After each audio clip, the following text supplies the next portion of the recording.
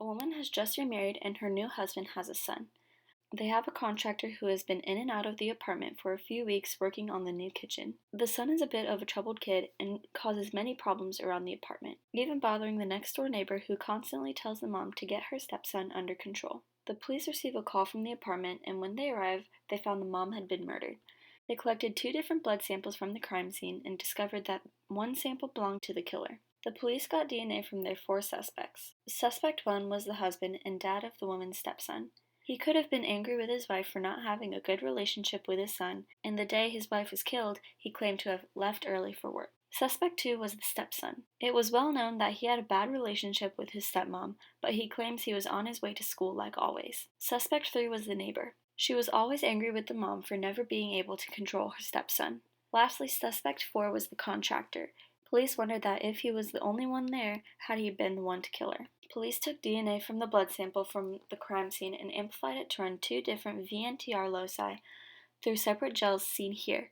From these 2 gels, we could find one person that is a perfect match. Let's look closely at the gel of the first locus. Our goal here is to see which suspects can be ruled out.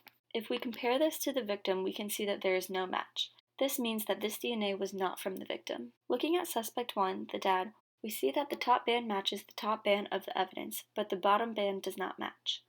This rules out the dad because we would need the bands to be a perfect match. Next we have Suspect 2, the stepson, who is a perfect match. This does not mean he committed the crime. For any of these suspects to be confirmed as the killer, they would have to be a perfect match at both loci.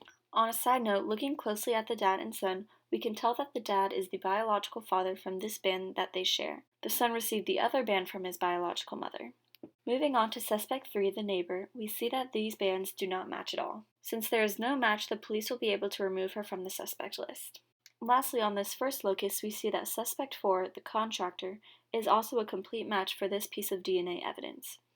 If his DNA also matches the bands in the second locus, we will be able to confirm that the blood sample found at the crime scene belonged to him. Looking at the gel of the second locus, we want to pay special attention to the DNA of the stepson and contractor. Since their DNA matches the evidence in the gel of the first locus, if their DNA is also a perfect match in this gel, we can confirm that they left the evidence at the crime scene. Looking at the victim, this furthermore confirms this evidence was not her DNA because these bands do not match. Suspect 1, the dad, was already cancelled out in the first gel, since his DNA did not match the locus. Skipping to Suspect 3, the neighbor, just like Suspect 1, she has been cancelled out by the first gel for not matching. Even though her DNA is a perfect match in this gel, it does not matter since she didn't match with the first. Suspect 4, the contractor, had matched in the first gel. Looking at this gel of the second locus, his DNA does not match. This leaves Suspect 2, the stepson. Since he matches exactly at both loci, this confirms that the blood sample evidence found at the crime scene belongs to him, meaning he killed his stepmom.